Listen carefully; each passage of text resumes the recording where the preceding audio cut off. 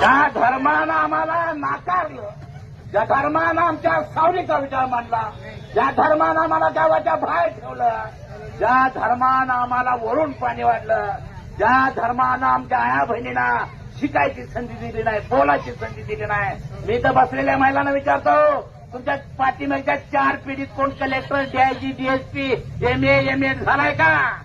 अरे गोपीच्या, तुझ्या धर्मानं आम्हाला शिक्षणाची दारं बंद केली होती.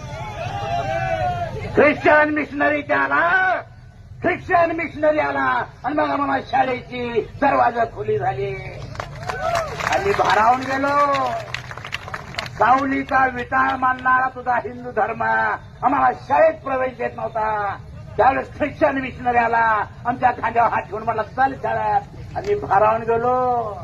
अन्नासाठी, तुकड्यासाठी धर्मांतर नाही केलं, सन्मानासाठी आम्ही धर्मांतर केलंय, स्वाभिमानासाठी आम्ही धर्मांतर केलंय.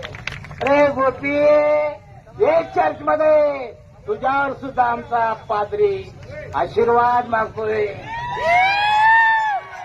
गोप्याला चांगलं यश येऊ दे, पुढच्या इलेक्शनमध्ये चांगला निवडून दे असं म्हणतोय आमचा पादरी.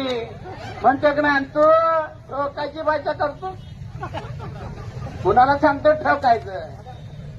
माग ठोकणारी माणसं होती आणि ही कन्वर्ट मांग मारायची. ही काय इंग्लंडहून आलेली नाहीत. लालबड कोण आहे का तिथं? गाडी इजरी नक्कीच आम्ही आहे. त्या देशाचे मालक आहे. 700 किलो जनावर 5 मिनिटात सोडणार.